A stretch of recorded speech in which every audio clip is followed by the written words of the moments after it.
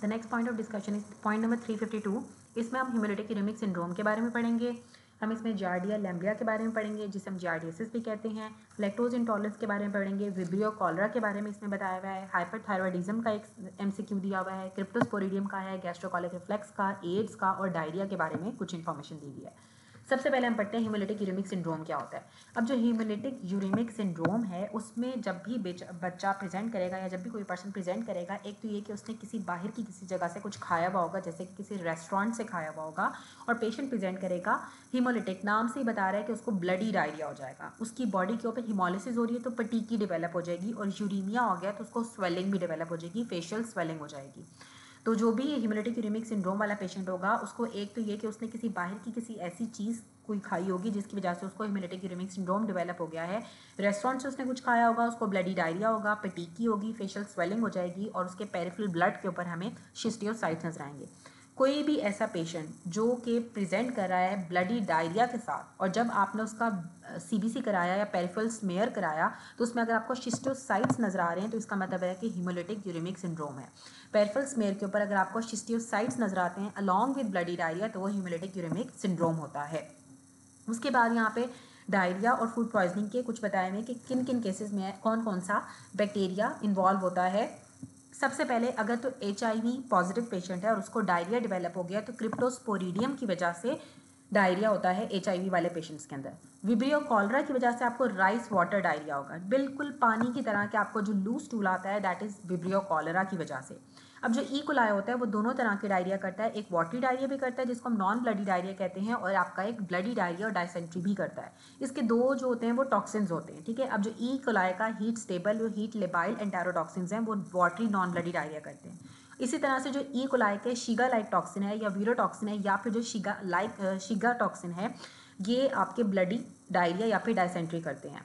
अब जो staph aureus है, हमने पहले भी पढ़ा था कि दो चीज़ें थी जो कि आपके फूड पॉइजनिंग और डायरिया करा रही थी विद इन बहुत 6 आवर्स के अंदर। पहले हमने बैसिलस सीरियस के बारे में पढ़ा था और स्टैफ ऑरियस का भी पढ़ा था कि जो बैसिलस सीरियस था वो पहले 6 घंटे के अंदर आपको जो है वो फूड पॉइजनिंग कराता है, लेकिन वो रीहीटेड राइस या फिर फ्राइड राइस खाने की वजह से या फिर चाइनीज़ फूड खाने की वजह से होता है। लेकिन जो स्टैफ ऑरियस हमने पढ़ा था कि वो मीट खाने की वजह से, कस्टर्ड खाने की वजह से, प्रीफॉर्म टॉक्सिन्स खाने की वजह से, ये भी पहले 6 घंटे के अंदर आपको फूड पॉइजनिंग या डायरिया करता है। और स्टैफ और इसका जो टॉक्सिन होता है ना वो इसका हीट स्टेबल एंटेरोटॉक्सिन होता है या फिर स्टैफिलोकोकल एंटेरोटॉक्सिन होता है जो कि फूड पॉइजनिंग करता है। आगे अब एमसीक्यूज में दिया हुआ है कि हाइपरथायरॉयड का एक एमसीक्यू दिया हुआ है कि अगर एक ऐसी फीमेल आई है जिसका पैल्पिटेशन उसको हो रही है, उसका वेट भी कम हो रहा है, उसको भूख भी नहीं लगती है, एनोरेक्सिया हो रहा है, ठीक है, और सॉरी वेट खाना उसको भूख उसको सही लगती है लेकिन उसका वेट लॉस होता है हाइपरथायरॉयडिज्म में, और स्वेटिंग उसको हो रही है, साथ उसको डायरिया हो रहा है, लेकिन उसका ब्लड प्रेशर बिल्कुल नॉर्मल है तो उसको हाइपरथायरॉयडिज्म होगा। साथ क्रिप्टोस्पोरिडियम का एक एमसीक्यू दिया हुआ है कि क्रिप्टोस्पोरिडियम जो होता है, हमने पढ़ा था कि HIV वाले पेशेंट्स के अंदर अगर तो डायरिया हो रहा है तो क्रिप्टोस्पोरिडियम की वजह से होता है। तो इसके सिनेरियो इस तरह से नहीं होता है, एक पेशेंट ने ट्रैवल किया है थाईलैंड से, ठीक है, और उसको टोरेंशियल डायरिया डेवलप हो गया जिसको काफ़ी हफ्तों से, ठीक है, काफ़ी वीक से उसको डायरिया था, टोरेंशियल डायरिया था, और उसने थाईलैंड से ट्रैवल किया। और जब आपने स्टूल की एग्जामिनेशन करोगे आपको डोनट शेप सिस्ट नजर आती हैं। अगर तो स्टूल की रूटीन एग्जामिनेशन के ऊपर आपको डोनट की तरह की सिस्ट नजर आएंगी तो इसका मतलब है कि क्रिप्टोस्पोरिडियम इन्वॉल्व है, और क्रिप्टोस्पोरिडियम HIV वाले पेशेंट्स के अंदर डायरिया करता है। अब गैस्ट्रोकॉलिक रिफ्लेक्स का दिया हुआ था, अगर एक बिल्कुल न्यूबॉर्न बेबी है या बिल्कुल भी मदर फीड पे बेबी है और अगर वो फीडिंग के बाद उसको अगर डायरिया डेवलप हो जाता है तो ये गैस्ट्रोकॉलिक रिफ्लेक्स होता है जो बच्चों के अंदर नॉर्मल होता है। अब एड्स का एक सिनेरियो दिया हुआ था कि एक टैक्सी ड्राइवर है जो कि दुबई के अंदर टैक्सी चलाता है, उसको डायरिया भी है, उसको वेट लॉस भी है, उसको एनोरेक्सिया भी है, उसको इमेशिएटेड उसकी लुक है कि वीक सा वो लग रहा है, बिल्कुल उसकी इमेशिएटेड बॉडी हुई हुई है, जॉन्डिस भी है, ठीक है, साथ उसकी स्प्लीन भी एनलार्ज हुई हुई है और उसके लिम्फ नोड्स भी एनलार्ज हुए हैं, लिम्फेडिनोपैथी भी हुई हुई है जनरलाइज, पूरी बॉडी के लिम्फ नोड्स भी एनलार्ज हैं, तो उसको एक्वायर्ड इम्यूनो डेफिशिएंसी सिंड्रोम होगा। उसके बाद एक लैक्टोज इंटॉलरेंस का एमसीक्यू दिया हुआ है कि लैक्टोज इंटॉलरेंस पे ये होता है कि कोई भी इंसान जब मिल्क या मिल्क रिलेटेड प्रोडक्ट्स लेता है, या कोई बच्चा मिल्क या मिल्क रिलेटेड प्रोडक्ट्स लेता है, उसके बाद उसको डायरिया और फ्लैचुलेंस मतलब पेट में गैस होना शुरू हो जाती है, तो दैट इज लैक्टोज इंटॉलरेंस। अब हम ना जार्डियसिस या जार्डिया लैम्बिया के सारे एमसीक्यूज मैं आपको एक साथ कराती हूँ। तो इसमें सबसे पहले जो दिया हुआ है जार्डिया का, एक तो जार्डिया लैम्बिया जो होता है वो डायरिया कराता है, साथ पेशेंट को वेट लॉस कराता है।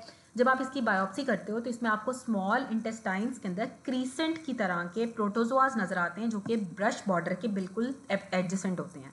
मतलब जो आपके इंटेस्टाइन्स का एडजेसेंट वो जो ब्रश बॉर्डर है, इंटेस्टाइन्स का जो ब्रश बॉर्डर होता है उसके बिल्कुल साथ आपको प्रोटोजोआ नजर आएंगे जो कि क्रीसेंट शेप्ड होंगे। साथ आपको बायोप्सी के ऊपर विलस एट्रोफी भी नजर आती है, या बायोप्सी के ऊपर आपको 2 न्यूक्लियस वाला ऑर्गेनिज्म नजर आएगा और जो ऑर्गेनिज्म होगा उसकी पियर शेप बॉडी होगी। ठीक है, पियर शेप बॉडी होगी, उसके अंदर 2 न्यूक्लियाई होंगे, जार्डियसिस के अंदर, जार्डिया लैम्बिया के अंदर ये होता है। और साथ इसमें ये भी होता है कि ग्लूटेन फ्री डाइट लेने के बावजूद भी पेशेंट का डायरिया इंप्रूव नहीं होता है या उसके सिम्टम्स इंप्रूव नहीं होते हैं। और हमने पहले भी पढ़ा था अगर 7 डेज से ज़्यादा के ड्यूरेशन पर अगर आपको डायरिया हो रहा है तो वो जार्डिया लैम्बिया या फिर जार्डियसिस की वजह से होता है। अच्छा, उसके बाद हम पढ़ते हैं विब्रियो कॉलरा के बारे में। अब हमने पहले भी पढ़ा कि विब्रियो कॉलरा के अंदर आपको राइस वाटर स्टूल या फिर राइस वाटर डायरिया डेवलप हो जाता है। इसमें पेशेंट को वॉमिटिंग होती है, बहुत तेज़ी से डिहाइड्रेशन होती है, रैपिड डिहाइड्रेशन होती है, ड्राई टंग हो जाती है, ब्लड प्रेशर बहुत ज़्यादा लो हो जाता है, 90-40 पे चला जाता है। और आपको इसमें नज़र जो आता है ना, आपको कॉमा शेप्ड ऑर्गेनिज्म नजर आता है। अगर कॉमा की शेप वाला ऑर्गेनिज्म नजर आएगा तो दैट इज विब्रियो कॉलरा। इसमें राइस वाटर स्टूल्स या डायरिया हो जाता है।